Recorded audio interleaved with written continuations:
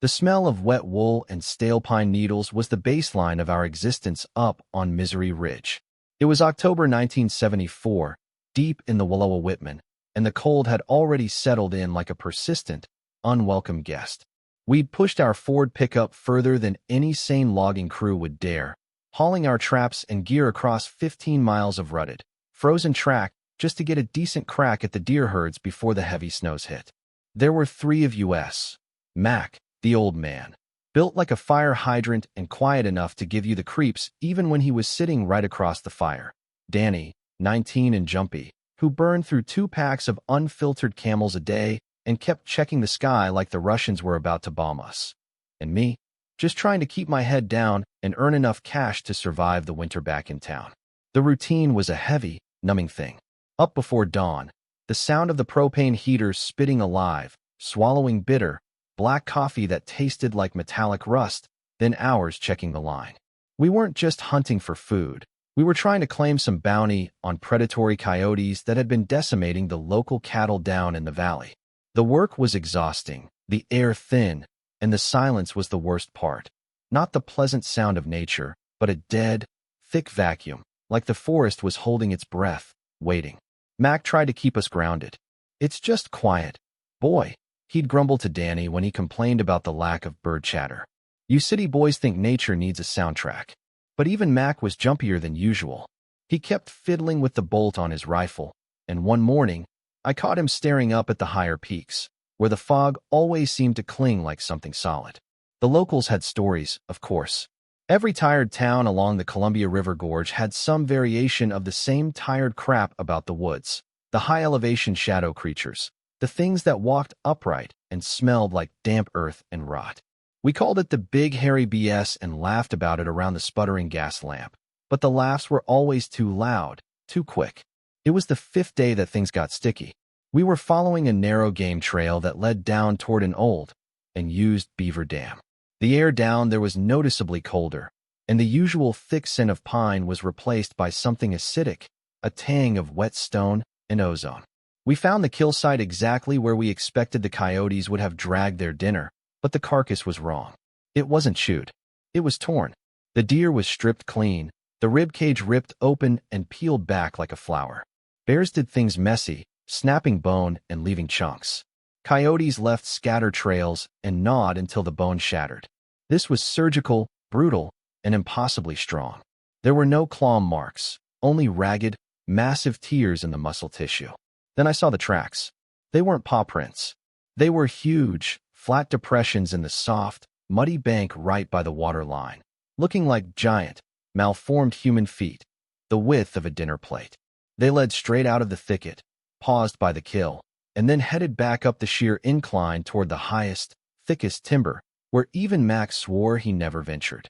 Danny dropped his cigarette, the smell of burning paper mixing with the awful, metallic scent already in the air, and whispered, "Mac, those aren't ours." Mac didn't answer. He just stood there, his jaw muscles working hard enough to crack an acorn. The air had gone dead cold, a bone-deep chill that had nothing to do with the weak autumn sun trying to pierce the canopy. It wasn't just cold, it felt empty. The usual river woods chorus, the rustle of squirrels, the distant cry of a jay, had evaporated completely. There was nothing but the steady, low rushing of the Klamath, and that sound somehow made the quiet worse, like a sustained drone under a sudden, deep vacuum. I could taste the metallic tang of fear, sharp and acrid, mixed with the strong, wet smell of pine duff and the pulverized soil by the bank. We looked at the prints again. Not bear, not moose, and certainly not the ragged boot tread of a man. They were wrong. Too broad, too flat, too damned human in their overall structure, but scaled up to something impossible that defied the natural world we knew. "Okay," I finally managed, forcing the words past a dry throat and pulling my rifle tighter to my chest. "Okay, let's just back out slowly. We leave the deer, we leave the tracks. We head back to the truck and pretend we never saw this." Mac didn't move. He was staring straight up the sheer incline, 50 yards of damp earth and thick cedar, where the huge impressions finally disappeared into the undergrowth leading toward the high ridgeline. That's when the forest offered its first deliberate sign. It wasn't loud, but in that profound silence, It hit us like a physical blow. Thwack, thwack, thwack. 3 rapid, heavy strikes, sounding exactly like a baseball bat hitting the sound wood of a redwood trunk. The sound didn't echo. It was just swallowed instantly by the density above us, vibrating somewhere deep in my chest instead of my ears. The hairs on the back of my neck stood up, prickling under the flannel collar. Come on, Mac. That was just a dead branch falling, probably settling.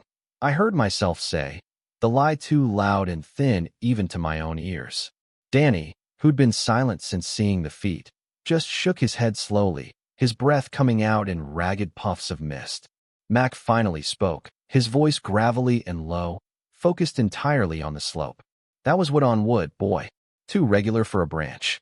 He took a hesitant step back towards the river, away from the ridge, his eyes darting between the thick shadows. As he did, I heard a faint, dry, ripping noise, the sound of heavy fabric tearing, from directly above the slope where the knocking had originated. Then, something small and heavy dropped onto the ground near the first cedar, 10 feet up from us. We all looked. It was Mac's old, worn leather tobacco pouch, stained dark brown from years of sweat and pipe oil. He always kept it deep in his inner jacket pocket, secured by a heavy brass zipper. It wasn't just dropped. It had been neatly laid on a mossy root, perfectly visible. He hadn't touched that pouch all morning. Mac's face, already tight with suspicion, went chalk white. His eyes locked onto the trees, no longer looking for game, but for salvation. The air was suddenly thick now, tasting like wet ash and ozone. Whatever had left those tracks wasn't just passing by. It was watching us, and it knew which small, familiar details mattered most. The roaring silence in my ears drowned out the river, and I knew, with a sudden, sickening clarity that bypassed logic, that we weren't the hunters anymore. We were the prey, meticulously observed, and whatever was doing the watching wanted us to know it had been close enough to touch us, close enough to take a trophy, without making a single noise. We moved camp 2 miles west before dawn, abandoning our fire pit and the illusion of safety it offered. We didn't speak the whole trek, the silence saturated with unspoken accusation. Each snapped twig behind us felt like a gunshot, confirming the pursuit. Doug's face was drawn, his eyes constantly scanning the high canopy, refusing to look at me. By the time we pitched the small survival tents near a frozen creek bed, the trust was gone, replaced by a mutual, festering dread. That second night, the sounds weren't vague. They were surgical. The air dropped 15 degrees after midnight. I lay huddled in my bag, listening to the thin nylon groan under the strain of my rapid breaths. Then came the sound of weight. Not a bear's clumsy lumber, but a colossal, measured shift of mass, just beyond the lip of the creek bank. It stopped moving, but it stayed. It was waiting for the fire to die fully. Then the scratching started. It wasn't random. It was a slow, deliberate abrasion against the trunk of the massive cedar 30 feet away. SCHK, SCHK, SCHK, slow, rhythmic, heavy, like rock scraping dried wood, or blunt, thick nails working tirelessly. It kept time with my racing pulse. I squeezed my eyes shut, praying Doug or Mike would acknowledge it, but the only response was Doug's ragged, explosive exhale from the tent next to mine, a sound laced with pure, desperate exhaustion. Mike, though, was the worst. He hadn't slept since we found the tracks. He sat cross-legged by the embers, his lever-action rifle disassembled across an old oilcloth, polishing the action incessantly.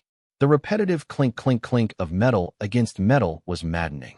When I asked him, whispering, if he heard the scratching, he just stared at the glowing ash, his eyes red and vast. "I hear when it stops," he murmured, his voice desiccated. "The quiet is the problem. It's too patient.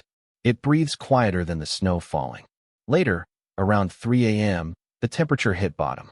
The scratching stopped, and the silence Mike feared descended, heavy and absolute. I could feel the metallic tang of fear coating my tongue. I strained for the slightest indication, a branch snap, a distant owl, anything to break the unnatural void. And then it came. Not footsteps, not a roar. It was a noise that severed my connection to sanity. From the deep, black throat of the woods, a sound like wet gravel struggling to form words reached us. It was a broken, hacking attempt at human language. Doug. The pitch was wrong. Too deep, too guttural, layered with a sickening wetness, but out with the sound of our impending collapse. It wasn't a beast. It was something that understood strategy and cruelty. We were listening to our own demise rehearsed in the throat of the dark. The ragged imitation of Mike's name dissolved into the overwhelming blackness, leaving a pressure vacuum in its place. The silence wasn't empty. It was heavy, filled with anticipation, like the air right before a lightning strike. My sweat, cold now against my ribs, suddenly felt useless. I shifted, trying to equalize the pressure in my ears, but all I heard was the drumming of my own heart threatening to tear through my sternum. We waited, paralyzed, counting the ticks that sounded like hammer blows against the vast, indifferent darkness of the forest. Then the tent pole by my head creaked. Not a gentle sway caused by wind, but a violent, metallic stress against the aluminum frame. A shadow fell across the thin nylon wall, massive and complex, obscuring the faint moonlight that had been filtering through the canopy. It smelled like raw sewage mixed with wet fur and the clean, stinging scent of pure ozone. The smell of electricity and decay combined. Doug made a noise, a weak, wet choke, realizing at the moment I did that this thing wasn't stalking the perimeter anymore. It was touching the tent. A finger, or something shaped terrifyingly like one, pushed slowly through the fine mesh of the ventilation screen near the peak. It was impossibly thick, black, and tapered not to a nail, but to a blunt, hardened claw, slick with what looked like thick mud or sap. It hung there, inches from my face, testing the warmth, testing the air we breathed. And then, it began to scrape. The sound wasn't a tear, but a deliberate, slow, rhythmic shhk, like wetting a knife on stone, on the main zipper line, tracing the exact path of our only way out. It wasn't trying to scare us by ripping the canvas. It was marking the boundary of its territory, showing us exactly how easily it could violate it. My rationality shattered into shards. This wasn't some confused apex predator. This was a warden displaying its control over the prison bars. The scraping stopped. A low guttural click from just outside the tent entrance rattled the air, making my teeth ache. Then, the whole world shifted. Not just the tent, but the very ground beneath us groaned. A crushing weight descended onto the front flap. The structure buckled violently, collapsing inward, and in that split second of blinding, chemical panic, I saw it.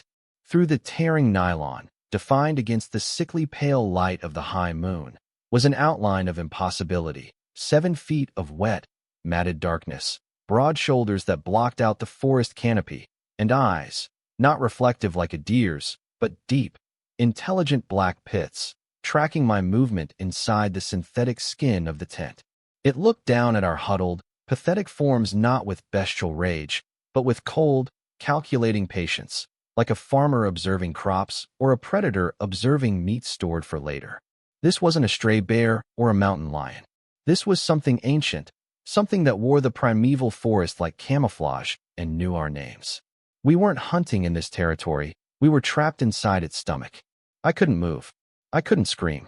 The absolute, cold realization that no human law, no rifle, and no prayer could reach us here froze me stiffer than the November ground. The tent finally ripped with a sound like tearing flesh, the stench of ozone and decay flooding the small space, and the shadow moved, purposeful and slow, its impossibly thick arm reaching for the weakest point. The weakest point was my face, and the stench was suffocating, a chemical rot mixed with damp hair and something sickly sweet. I didn't think. I just kicked out backward with everything I had, aiming blindly at the massive torso blocking the tent flap. My boot connected with something that yielded slightly, but felt impossibly dense, like wet, rotting leather stretched taut over chilled granite. A sound, low and grating, not a roar, but a noise of immense, irritated mass shifting, rumbled through the ground, vibrating in my teeth. That tiny second of involuntary delay was all we had. Go, go, I screamed at Ben, my voice cracking into a desperate squeak. We scrabbled out of the torn tent fabric, wet mud and frozen pine needles clinging to my jacket. The air was colder now, sharper, and the thing was standing fully upright, framed against the weak, obscured moonlight filtering through the canopy. It was monstrously tall.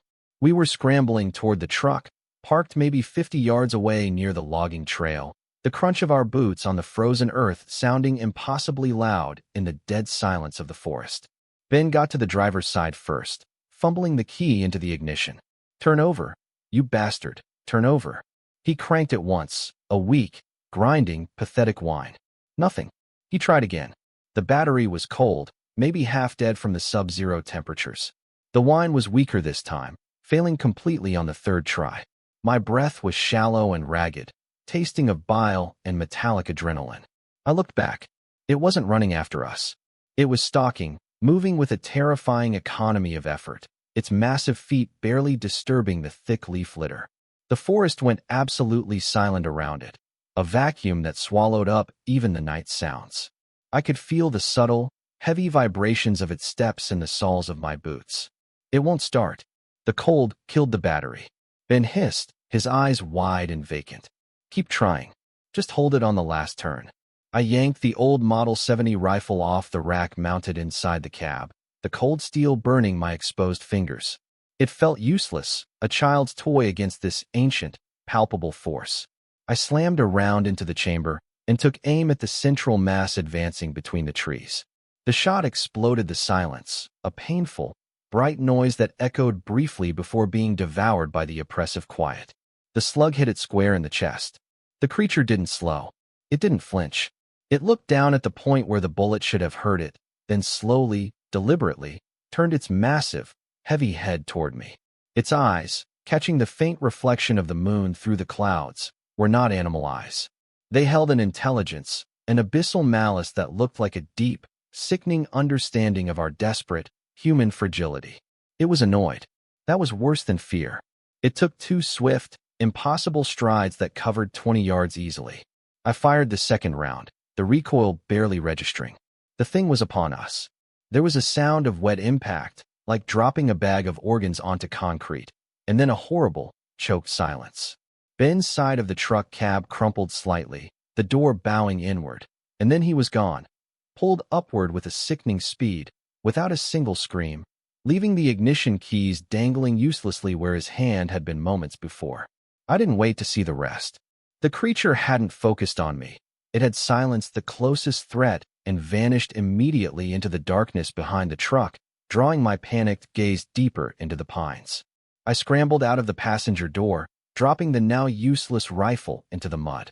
I ran the opposite way, away from the truck, away from the path, diving blindly into the thick underbrush. The stench of fresh blood was already mixing with the overwhelming ozone and rot in the air. I didn't care about direction.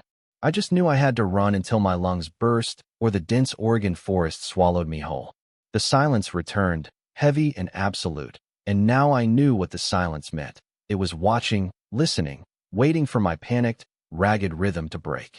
I pushed forward, not stopping until the thick smell of pine gave way to the fainter scent of diesel, signaling the distant highway. I crawled out onto the asphalt 3 miles south of where the truck was parked, bleeding and shivering, the taste of bile and pure iron thick in my throat. A logging truck driver found me 2 hours before dawn. He thought I was a hiker attacked by a bear or maybe a meth head running from a bad trip. I didn't correct him. I couldn't speak. The shock had clamped down on my throat, leaving nothing but the rattling sound of my own damaged breathing. They found Dale 2 days later. What was left of him? The official report cited large predation, probably a very aggressive cougar, but the police kept asking why the rifle was untouched and why the bones looked stripped, almost meticulously clean, not crudely chewed. They never found Billy. They searched for a week, their polite, frustrated voices echoing over the VHF radio. Billy was the lucky one, I decided. He just vanished, swallowed whole by the endless green maw. The worst fate was saved for Tom. Tom had seen too much. He hadn't been physically damaged, but the sound, that horrific, wet, tearing sound, and the smell had cemented themselves inside his skull. He didn't die in the woods. He died in the state psych ward 6 months later, strapped down, screaming about the ozone smell and how the trees moved when you weren't looking. I told the police nothing resembling the truth. I stuck to the bear attack, disorientation, lost my rifle story. They looked at me with bored pity. Small-town law enforcement knows when you're lying, but they also know when the truth is too inconvenient to process. They logged the missing firearm, marked Dale's death as accidental predation, and closed the case. No one ever broken lightning. It's been 5 years. I live near the coast now, away from the damp, green shadows of the Cascade foothills. But the air still smells wrong sometimes, especially right before a thunderstorm. That heavy, electric odor that makes the hair stand up on my arms. The fear isn't that it's out there. The real horror is the certainty, the cold, heavy realization that the world isn't designed for us. We just occupy the gaps. We are the noise between its massive heartbeats, a temporary distraction. I check the locks 3 times every night, knowing locks are useless against something that moves through the silence like mercury, because sometimes, when the wind blows just right, I can still hear the dry thump-thump of its weight shifting just outside.